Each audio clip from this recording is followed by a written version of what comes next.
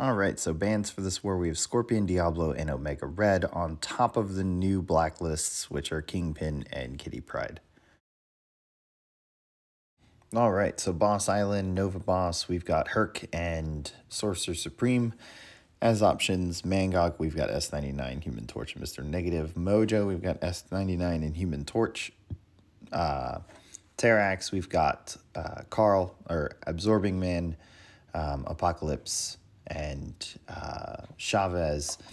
Thing you can take with Human Torch, Valkyrie, Sersi, you've got Chavez, probably even Dragon Man. Magneto, you've got Human Torch, Red Hulk, and Gore, you have Wiccan and Rintra. 1 through 3 on the way out, Infamous Doom, you have Gallon and Hulkling. Path 1, Atuma, you can just go ahead and use Gallon. Honestly, you could probably even use Omega Sentinel as long as you don't stun him.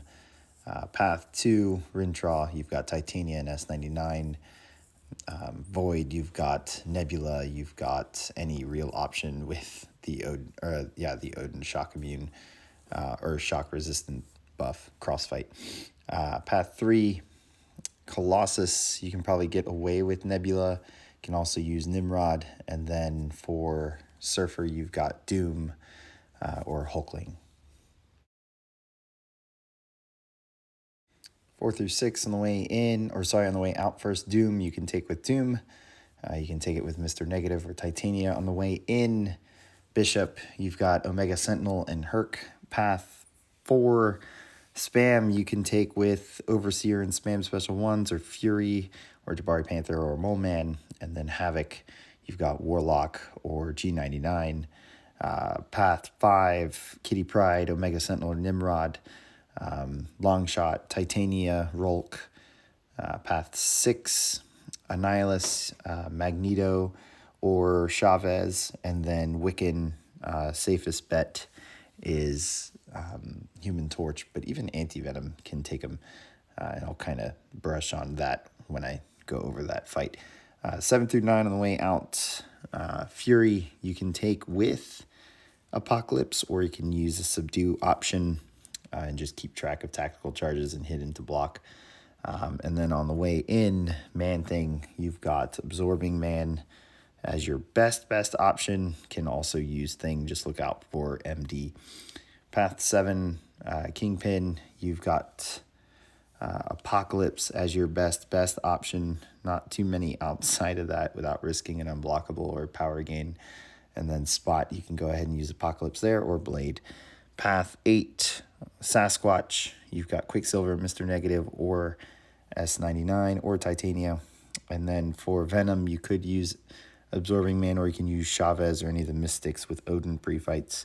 And then Path 9, for that Mystic Spidey, either use Ant-Man or bring Titania with Absorbing Man for the bleed immune synergy. And then you can use Absorbing Man for Magneto, House of X, or you can go with Nimrod. All right, so 1 through 3 in section 2 on the way in, there was a Quicksilver, Overseer, and Gallon will do just fine, so will Fury without Dex on. Penny, you can use Herc with some Gallon pre-fights, or you can just use Gallon. And then Maw, you can probably get away with S99, can also use Human Torch there with Nova Flame.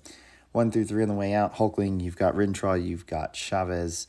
Path 1, Gallon, you can use Blade or Rintra or Wiccan or Tigra. And then Immortal Hulk, you can use Valkyrie, you can use Falcon. Path 2, Absorbing Man, S99 or Titania. And then Valkyrie, any of the Storms or Apocalypse. And then Path 3, Gallon or Hulkling for Odin. 4 through 6 on the way out, Chavez, you've got Quicksilver, you've got Doom. Path 4, you've got Omega Sentinel or Nimrod for that Apocalypse. Path 5 for Korg, Apocalypse, probably your safest bet. You can also use either of the Storms and hit into block when appropriate, or just ride that power gain and never get hit by a special attack. And then Suri, I've got a hunch that Quicksilver works. It's kind of tight, but you also have Hercules as an option as well. I mean, total sidebar of that, Proxima Midnight can parry. Same with Cole Odinson. Odinson can parry non-contact hits. Anyways, and that makes Shuri pretty useless on defense. Path 6, Immortal Abomination, really just any poison immune. Bonus points for Nimrod since the node has aggressive prowess. 7 through 9 on the way out, Arcus, White Magneto pre-fight, and you can use CGR Shang-Chi. Can also use Rolk. Path, or in Dragon Man. Path 7, Crossbones. You've got Apocalypse as your best bet. Not really sure how crazy the power gain would get if you don't use a subdue option. Other than Apocalypse, who can just prevent the shrugging. And then Mole Man, Apocalypse as well, and then either of the Storms. Path 8, Juggernaut. You can pretty much use anyone. Shav, any of the subdue options going to work out perfectly, or anyone who just places a debuff. And then Path 9, Domino, you've got Warlock, you've got Nimrod, you've got Omega Sentinel. And then for Killmonger, you can actually use Rolk, can also use a duped CGR for that. So that does it for defense. Let's take a look at attack. All right, so we're back with the first war of season 41.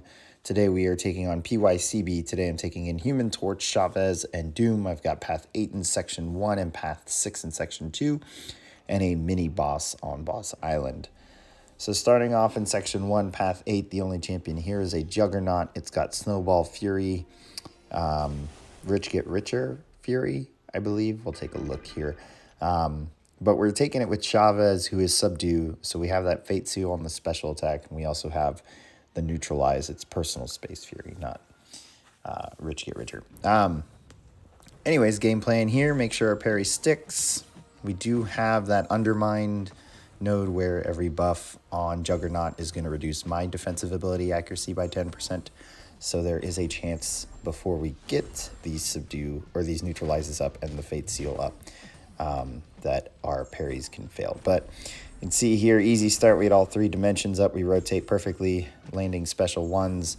And then we get this special 2 with the Utopian Parallel open times 3. So it leads to a big hit. We have a full yellow bar.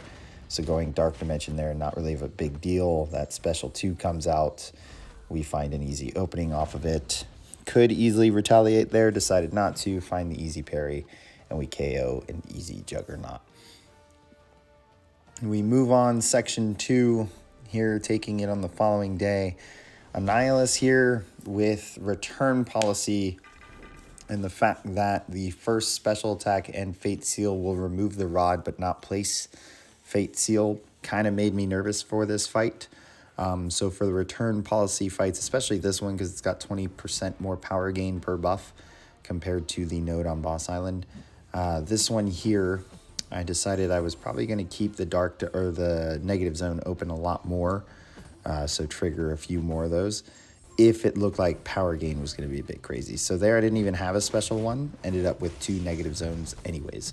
And you can see there we're not relying on parry.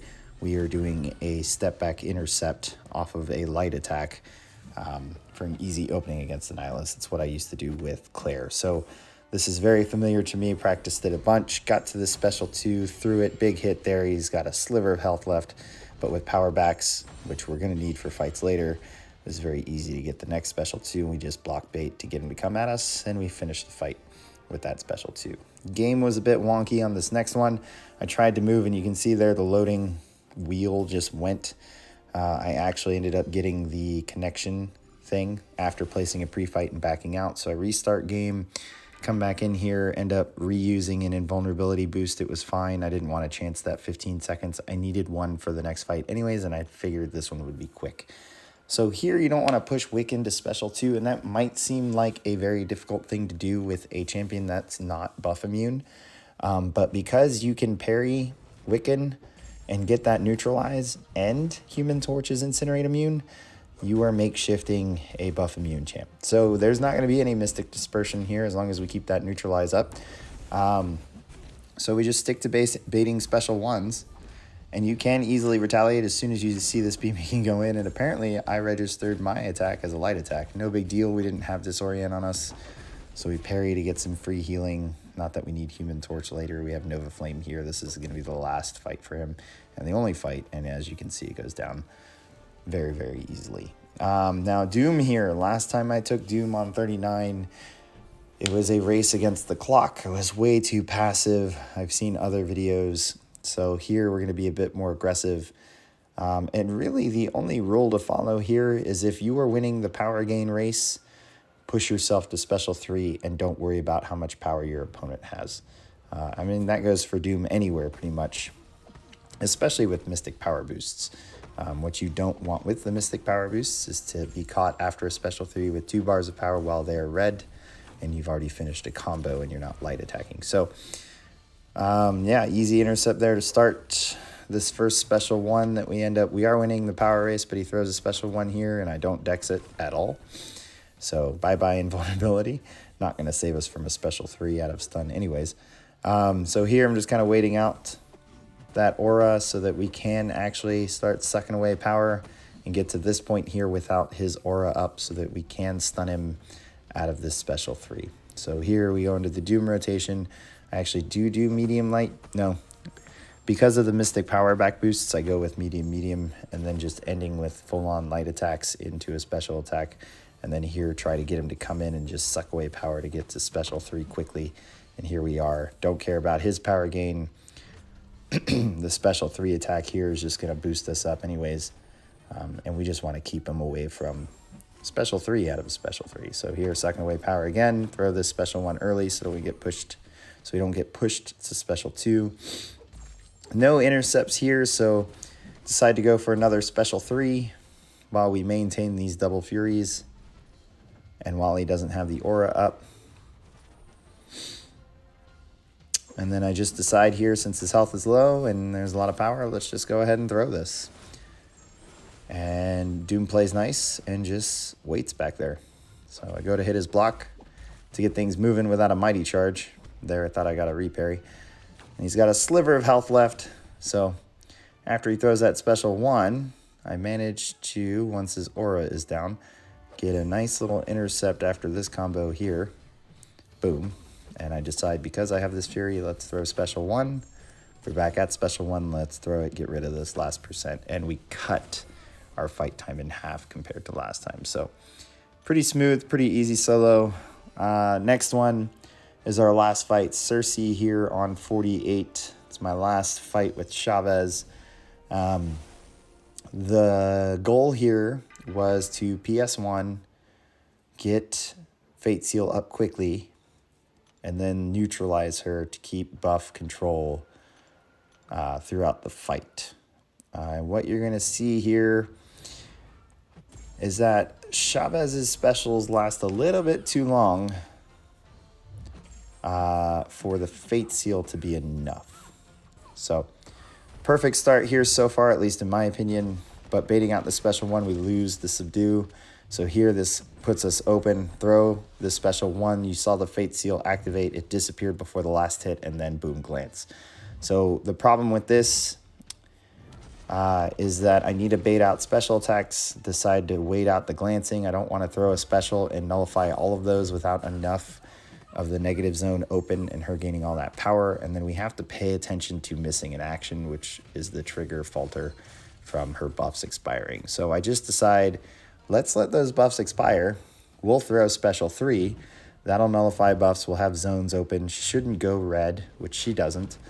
And we'll at least get Fate Seal up there from the special 3. And maybe on the back end, we can roll through that. But you can see there, the first special 1 out does the exact same thing. So special 1's not really that reliable if we don't already have Subdue or Neutralize up from a combo. And you see I can't hit her there. Bad dex, ends up eating special 1 instead of trying to bait it out. Decide to throw special 3 here since the glancing is gone. Pushes her to special 2 from all the nullify.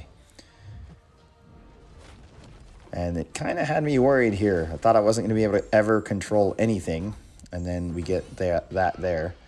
A lucky medium into special 2 takes off a good chunk, also puts a neutralize on.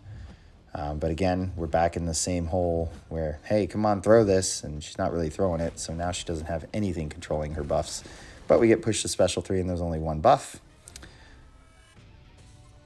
So that's helpful. We get a full duration Fate Seal. We also get Subdue there, or Neutralize. And that allows me to combo into the special 1. And I figured it was going to finish it. If not, I was going to throw special 1 again. And that ended our war. So RBG ended up beating theirs 3-2, and by a very narrow margin because diversity wasn't even. We ended up winning this 6-5. So it was a good start. I believe we faced them at the end of the season last season as well to finish in the top 10. But it always feels good to start a season off with a win. So hope you guys enjoyed the video. Hit subscribe, give it a like, and I will catch you guys at War 2.